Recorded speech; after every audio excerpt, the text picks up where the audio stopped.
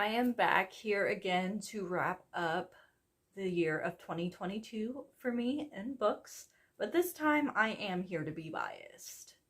No unbiased here, fully biased. So I'm going to talk about the books I read in 2022. I'm going to rank them from my least favorite to my favorite. I don't want to say that I'm rating them from best to worst.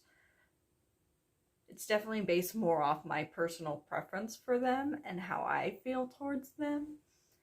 And honestly, it can change depending on the day. Even while I was putting it together, I swapped it around a few times.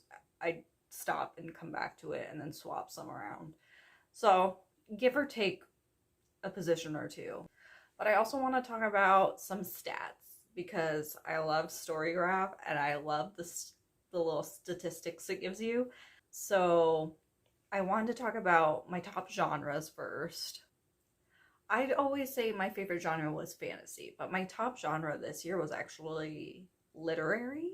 And then it was followed by a three-way tie between fantasy, historical, and then romance. The romance one is caught me a little off guard. It's not surprising per se, but I usually don't look at myself as much of a romance reader. So that was interesting to see. My top moods for the year from highest to lowest. I just did the more predominant ones of my pie chart, but it goes from emotional to dark to adventurous, mysterious, which seems on brand for me, so that wasn't too surprising.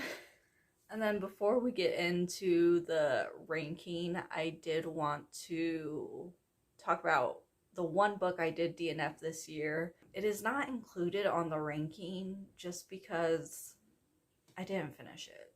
I don't feel like I can properly speak on it, but I did not finish Pair of Fools by Lillian Clark. It is the second book of a book I did read this year, which you guys actually don't know about because I read it before I got BookTube up and running again. Because there are a few books like that on the list, when we come across those, I will briefly explain what they're about and then kind of my thoughts on them.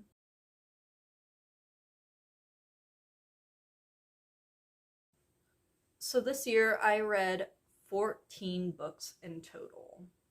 So starting at the bottom here at number 14, I have Riding the Headless Horseman by Molly Likovich. This book I talked about my initial thoughts and kind of what it was about in my October wrap-up, but it's at the bottom because it's essentially no plot, just smut. Which some people, maybe that's their thing. It really wasn't my thing. And then next up at number 13, we have The Hunting Party by Lucy Foley. This was the May book club book. Basically, it's about a group of longtime friends that go on this vacation to this secluded, snowy escape. And then they get snowed in and someone gets murdered. The issue I had with this book is it was poorly written. The characters and the plot were infuriating. And it just felt like it was trying too hard to be a murder mystery and trying to throw you off. Like at every turn there was a red herring and it was just very poorly done. I did not enjoy it. The next book I have at number 12 is the first book to the book I DNF'd. The first book is called Three of Hearts by Lillian Clark. It's part of a series called like Harpies of a Feather or something like that. But basically in this world, harpies aren't, well, it's not that they're not supposed to take mates. It's just not the norm in their culture. Our main character, whose name I can't remember, gets caught in between this ex-couple of werewolf and demon, and they used to be in a queer relationship, the two of them. So she gets kind of caught in between them, and then she's like, why choose one when I can have both? It is essentially self-published Wattpad. if you've read a Wattpad book, especially any of the werewolves ones, it shoves like 20 different subplots or like problems into the book, which I ate it up. I loved it. But even though it is iconic trash, it is trash nonetheless, earning it this spot. At number 11, I have Tender as the Flesh by Augustina Bezterrica. I'm going to put it on the screen because I know I didn't say that right. But this book is a book where basically we live in a society now where we can't eat animals due to a disease. And so now we've turned to cannibalism and treating people like we treat the animals that we eat. Well, a specific set of people, not everyone. Anyways, this book was very just, I put in my notes for it, it was just mid. It was an okay read, and it was an interesting concept, and I was really looking forward to it because I have friends that really loved it.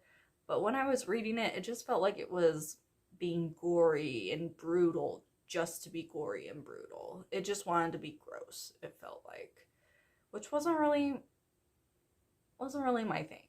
So that's how it earned its spot.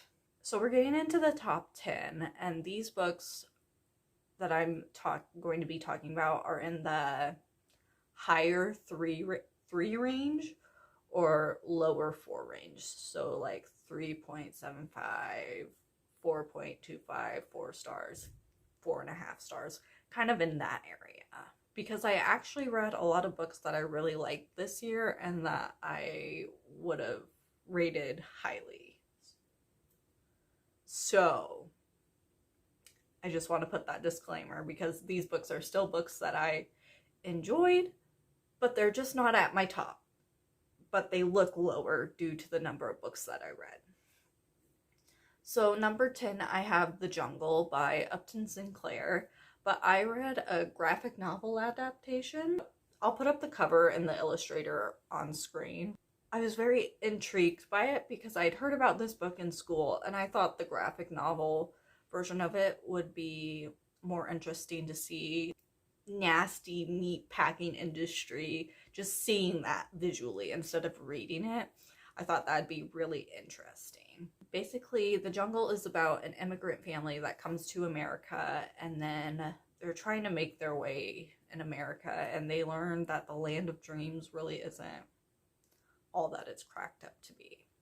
And it is a very sad read. The illustrator did a really good job with this book. It's all drawn in grayscale, and the only splashes of color we see are red, which, given that it's about kind of the meatpacking industry and really fighting to make it in America, it just really makes the brutality and the struggle stand out more. Although I really liked the book and the illustrations, at times it was very jumpy and hard to follow. I don't know if it's because of the graphic novel adaptation I read or if the actual book is like that, but it was a little jumpy and hard to follow at times, which put it a little lower for me because at some points I was enjoying it, but I was really confused as to where we were. Next up, I have Do No Harm by Christina McDonald. I talked about this in my September wrap-up for my original thoughts and kind of what it's about. It's earned its spot here because it does have a really interesting dynamic between our husband and wife in this story.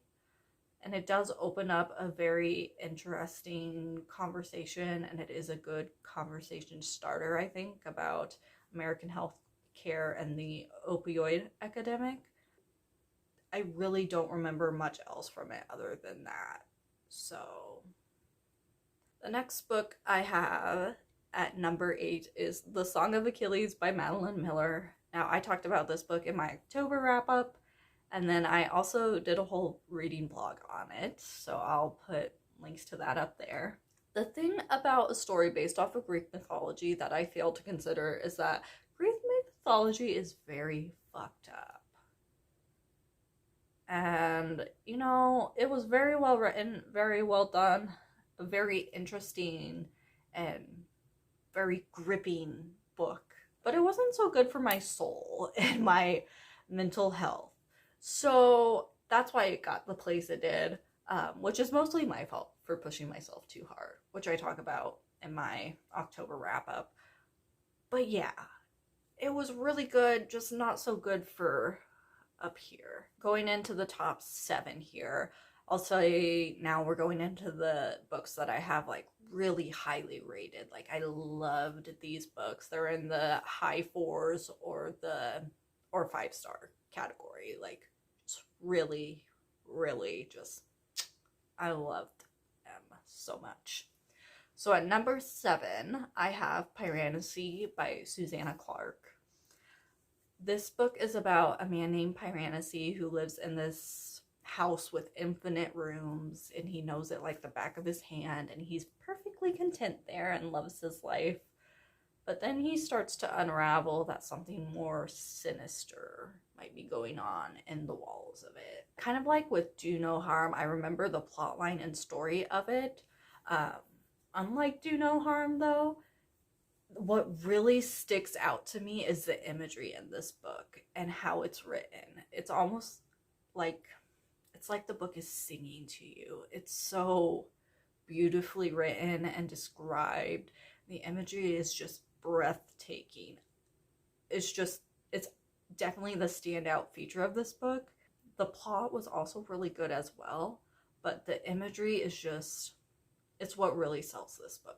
At number 6, I have Rebecca by Daphne du Maurier. I talked about this book and my initial thoughts and everything in my November wrap-up. This book has that murder mystery twist, and it's really well written. Obviously, it's a classic, so, I mean, it's kind of what you expect going into it. It was a little predictable for me, but the twist at the end was genius. Just the twist ending is what sells this book. Like, I mean, it is good all the way up unto that point, but oh my god, I did not see the end part coming. It's just, I can't spoil it, but it's so well done. Another book that's just so well done and so genius, and I just adore the author and how she executed this. So that's why it's in the spot that it is. At number 5, I have Lessons in Chemistry by Bonnie Garmis. This book I also talked about in my November wrap-up with my initial thoughts and all that on it.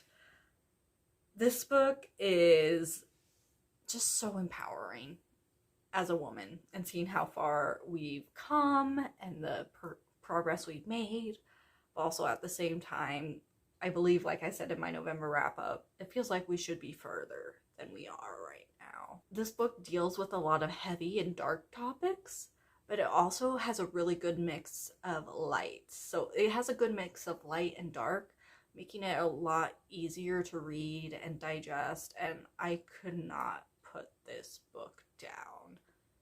It was just very well done. Even though it's a heavy topic, it was still easy to read about, and it didn't drag down my mental health like some books that have a really good message or talk about a really important issue tend to, which puts it at where it is. So number 4, I have My Baby, East of Eden by John Steinbeck. When I first came back to BookTube, I could not shut up about this book.